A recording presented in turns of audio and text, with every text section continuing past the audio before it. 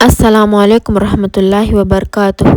یہ بات ہے قرآن کی، یہ بات ہے اس آگ کی جو لگائی گئی ایک بیوی کی اپنے شوہر کے لیے۔ یہ کہانی ہے اس انسان کی جس نے رسول اللہ صلی اللہ علیہ وآلہ وسلم کو بھرے بازار میں رسوا کیا۔ یہ بات ہے سورہ لہب کی۔ اکثر مسلم فیملیز میں قرآن کا رٹا لگا دیا جاتا ہے، مطلب پتہ ہو یا نہ ہو لیکن قرآن کا رٹا لگوا دیا جاتا ہے۔ چاروں خل سورہ لہب یاد ہونی چاہیے۔ شاید اسی وجہ سے آج قرآن ہمارے گھروں میں تو ہے لیکن دلوں میں نہیں ہے۔ کیا ہے سورہ لہب؟ کون تھی جمیل جس کا ذکر اللہ نے اس صورت میں کیا ہے؟ اور ایسا کیا کر دیا ہے ان دونوں میاں بیوی نے اللہ نے قرآن میں ابو لہب کا نام لے کر انہیں کرٹیسائز کیا ہے؟ اور سب سے زیادہ امپورٹنٹ کیسے یہ صورت لیونگ پروف ہے قرآن کے میراکلس ہونے کا، جانیں گے اس ویڈیو میں۔ سورہ لہب مکہ میں اس وقت نازل ہوئی جب ابو لہب نے ظلم کی سارے حدیں پار کر دی۔ وہ اللہ کے نبی کو پریشان کرتا تھا، ان کو گالیاں دیتا تھا اور ان کو بھرے بازار میں رسوا کرتا تھا۔ مگر اس سب کی شروعات ہوئی جب سورج کی کرنیں مکہ کی زمین کو چوم رہی تھی۔ اونٹ ریتیلے میدانوں میں دوڑ پڑے، کوئی صبح صبح خود کو نہار رہا تھا شیشے میں دیکھ کر، کوئی ناشتہ کر رہا تھا، کوئی ابھی بستر پر انگڑائی لے رہا تھا، لیکن کوئی تھا جو صفا کے پہاڑ پر چڑھ رہا تھا۔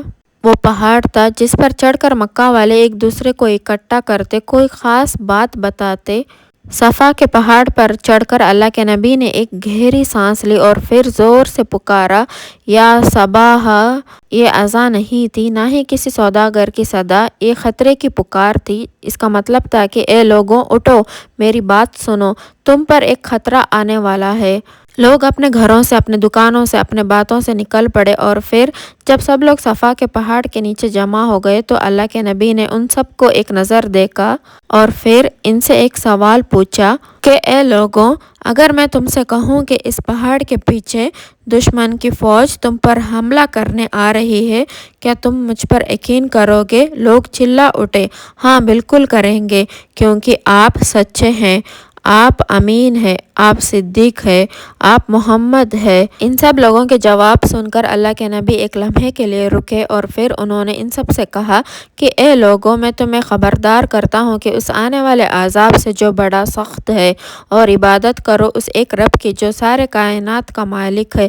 یہ بات سن کر اچانک وہاں کے ہوا بدل گئی، ان کے چہروں پر سناٹا چھا گیا، وہ سب ایک دوسرے کو حیرانی سے دیکھنے لگے۔ یہ کیا کہہ رہے ہیں؟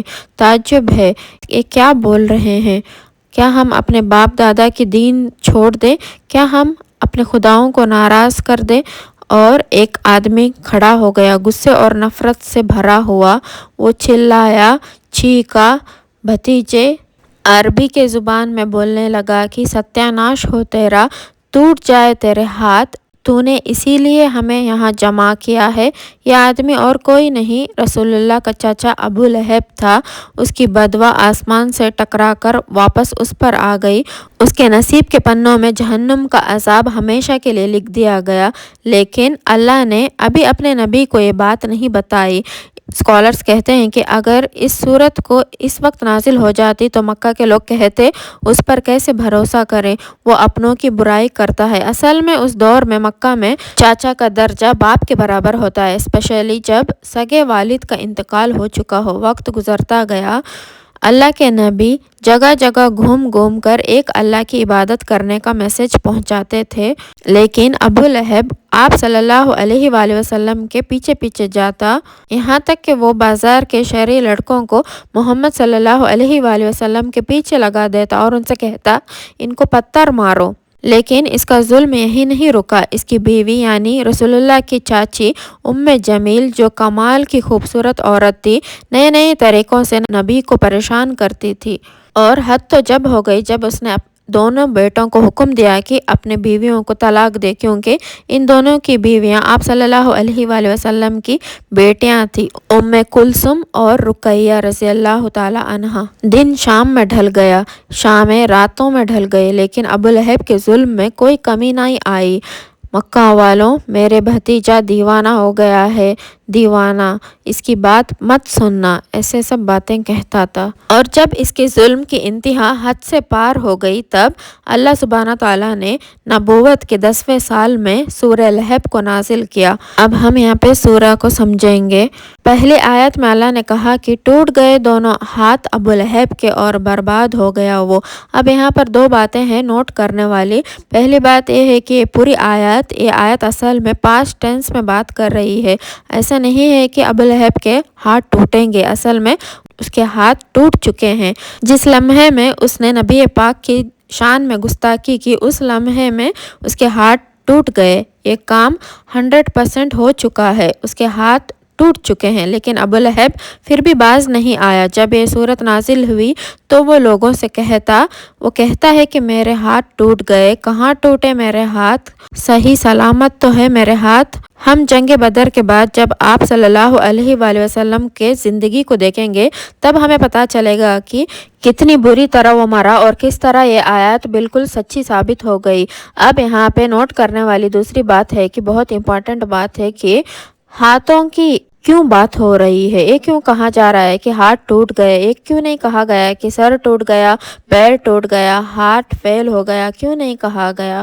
یہ سوچے کہ کیسے ایک سپاہی نے، فائٹر نے اپنے ہاتھوں میں تلوار لیا ہوتا ہے اور دوسرے ہاتھ میں خود کو بچانے کے لیے ایک شیلڈ ہوتا ہے۔ اگر کسی انسان کے دونوں ہاتھ ٹوٹ جائیں گے تو کیا ہوگا؟ نہ تو وہ وار کر سکے گا اور نہ ہی اپنا بچاؤ کر سکے گا، تو پھر ان دی اینڈ آپ برباد ہو جاؤ گے، ختم ہو جاؤ گے اور اگلا حملہ آپ ہی کے اوپر ہوگا۔ بالکل اسی طرح ہم ابو لہب کی زندگی میں دیکھتے ہیں، اس کے مال، اس کا کنیکشن، اس کے بیٹے، اس کے پاور، سب کے سب برباد ہو گئے، کوئی بھی اس کے کام نہیں آیا۔ اور ہم آگے جا کے دیکھتے ہیں کہ جب وہ مرا، اتنی بری موت مرا، کوئی اسے چھونے والا نہیں تھا، کوئی اسے دفنانے والا نہیں تھا۔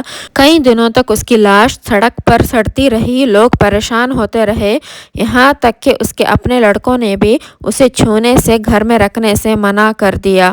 اب آتے ہیں آیت نمبر 2 پر۔ نہ ہی اس کا کوئی مال اس کے کام آیا، نہ ہی اس کی اولاد اس کے کام آئی۔ اصل میں یہ آیت جواب ہے اس بات کا جو ابو لہب اکثر لوگوں سے کہا کرتا تھا، اگر وہ سچا ہے دے دوں گا مال اور دولت اور بچا لوں گا خود کو جہنم سے۔ اب یہاں پر نوٹ کرنے والی بات یہ ہے کہ یہ جو کسب کا لفظ ہے، اس کا مطلب ہے کمائی، ارننگ۔ کبھی کبھی لوگوں کے پاس بڑا پیسہ ہوتا ہے، باپ داداؤں نے پیسہ کما کر چھوڑا ہوا ہوتا ہے، پر یہ کسب کا لفظ استعمال کیا جاتا ہے اپنی کمائی کے، جو آپ نے خود کمائی ہو۔ آپ صلی اللہ علیہ وآلہ وسلم کی ایک حدیث ہے جس میں وہ کہتے ہیں کہ انسان کی سب سے بہتر کمائی اس کی اولاد ہے، اور اس طرح سے ہم دیکھتے ہیں کہ اس کی اولاد اس کے کام نہیں آئی۔ اگلے آیت کی طرف بڑھتے ہیں، آیت نمبر 3 کہ ابو لہب جہنم کے آگ میں جلایا جائے گا، جو بھڑک رہی ہوگی، شعلے والی آگ ہوگی۔ اب ہم بڑھتے ہیں چوتھی آیت کی طرف جو ہے، اور اس کا آیت کا مطلب ہے کہ اس کی بیوی اپنے سر پر ایندھن اٹھائے ہوگی۔ ایندھن کیا کہ وہ لکڑیاں ڈھو رہی ہوگی جہنم کے اندر۔ اس کا کام یہ ہوگا کہ جلنا تو ہے ہی ہے، اور ساتھ میں آپ کو جانا ہے، اس کو جا کر لکڑیاں لے کر آئے گی، اس کے آگ کے اندر لکڑیاں ڈالے گی۔ جب ہم آگ میں لکڑیاں ڈالتے ہیں تو کیا ہوتا ہے؟ آگ اور تیز ہوتی ہے، یہ آگ خود بخود جلائے گی اپنی آگ۔ مزے کی بات یہ ہے کہ اللہ تعالیٰ یہ بھی کہہ سکتے تھے کہ وہ جہنم میں جلے گی، وہ جہنم کا آگ زندگی بھر جھیلتے رہے گی، یہی کیوں کہا کہ وہ لکڑیاں لے کر آئے گی؟ دیکھیے یہاں سمجھنے کی بات یہ ہے کہ اپنی زندگی میں وہ کیا کرتی تھی، وہ اس دنیا میں اپنے ہسبینڈ کی نفرت کو فیول کرتی تھی، اس آگ کو بڑھانے میں اس کا ساتھ دیتی تھی۔ اسی وجہ سے اللہ سبحانہ تعالیٰ نے آخرت میں اس کا عذاب یہ رکھا ہے کہ جا کر لکڑیاں اٹھا کر لے آؤ، ڈھو اپنے سر پر اور اپنے آگ خود بھڑکاؤ۔ اب یہاں پر ایک اور ضروری بات ہے، بہت امپورٹنٹ بات ہے، جب بھی آپ نماز میں اس سورت کو ریسائٹ کریں کہ ایسا نہیں کہے کہ امراتہ حمالۃ الحطب، نہیں، ہمہ ایک پاورفل لفظ ہے، بہت ہی زیادہ اس کے اندر اثر ہے، ویٹ ہے، تو جب بھی آپ پڑھیں گے اس پر زور دینا ہے۔ وَأَمْرَأَتُهُ حَمَّالَةَ الْحَطَبِ۔ آیت نمبر 5 کے طرف بڑھتے ہیں جو ہے فِي جِيدِهَا حَبْلٌ مِّن مَّسَدٍ۔ اور اس کے گلے میں مونچھ کی رسی ہوگی، یعنی ناریل کی جھال والی رسی ہوگی۔ یہاں پر جیدیہ جو لفظ ہے، اس لفظ کا استعمال خوبصورت گردن کے لیے، ایسی گردن جو زیور سے لدی ہوئی ہو۔ کمال کی بات یہ ہے کہ رسی کا ذکر کیوں ہے اور گردن کا ذکر کیوں ہے، اس کے پیچھے کی بات یہ ہے کہ جمیل ایک خوبصورت سا ہار پہنا کرتی تھی اپنے گلے میں۔ وہ مکہ والوں سے کہتی تھی کہ، نوکروں سے کہتی تھی کہ، عام لوگوں سے کہتی تھی کہ میرے گلے کا یہ ہار میں اس کو دوں گی جو محمد کے خلاف کھڑا ہوگا، میرا ساتھ دے گا۔ اور اسی وجہ سے یہاں یہ منشن کیا گیا ہے کہ اس کے گلے میں مونچھ کی رسی ہوگی، بل والی رسی ہوگی، تکلیف دینے والی رسی ہوگی اس گلے میں، جس میں وہ ہر وقت ہار پہنے رہتی تھی۔ یہ تھی سورہ لہب کی انڈرسٹینڈنگ۔ اب سب سے ضروری بات یہ ہے کہ سمجھنا یہ ہے کہ آج ہماری زندگی میں اس کا کیا ریلیونس ہے، اس صورت کی کیا امپورٹنس ہے، جو میں سمجھے ہوں کہ اس حساب سے میں آپ کو بتاتی ہوں۔ پہلی بات تو یہ ہے کہ صورت اس لیے نازل کی گئی کہ وہ جو اللہ کے نبی کا دشمن ہے، وہ اللہ کا دشمن ہے۔ جس سپیڈ سے وہ اللہ کے نبی کی طرف بڑھ رہا تھا ظلم کرنے کے لیے، اس سے کہیں گنا زیادہ سپیڈ سے اللہ کا عذاب ابو لہب کے طرف آ رہا تھا اور آ چکا تھا، اسے خبر نہیں تھی۔ اب آتے ہیں دوسرے ریلیونس کی طرف، جو میں سمجھی ہوں آج ہم اپنے زندگی میں اپلائی کر سکتے ہیں۔ دیکھیے، میاں بیوی ایک دوسرے کا سایہ ہوتے ہیں، دوست بھائی ایک دوسرے کا سایہ ہوتے ہیں۔ اب کئی بار کیا ہوتا ہے کہ ہمارا دوست کسی کی چگلی کرتا ہے، تجھے پتا ہے ایسا ہو گیا، نہیں کیا بات کر رہے ہو، اور بتاؤ۔ اکثر میاں بیوی میں بھی ایسا ہوتا ہے، اپنی زندگی کو چھوڑ کر دوسروں کی زندگی میں بڑا جھانکتے ہیں۔ فلاں کی لڑکی بھاگ گئی، تمہیں پتا چلا، اب یہ جو وائف ہے یا ہسبینڈ ہے، اسے کیا چاہیے، اسے گائیڈ کرے، ایسا نہیں کرو، ایسا نہیں کہو۔ ہم لوگ کیا کرتے ہیں، خالی بھاگی ہے، اپنے ماں کا زیور بھی لے کر بھاگی ہے، اس بات پر اور زیادہ لقمہ لگا دیتے ہیں اور فیول کر دیتے ہیں۔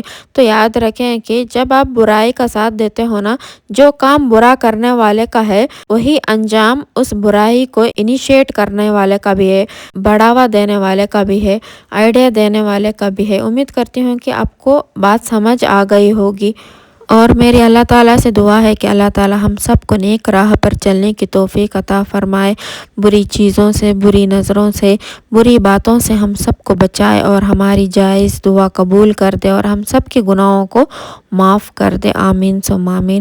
اگر آپ کا آج کی میری ویڈیو اچھی لگی ہے تو پلیز لائک کر دینا، اور صدقہ جاریہ سمجھ کر شیئر ضرور کیجیے گا، انشاءاللہ تعالیٰ اس کا اجر آپ کو ضرور ملے گا۔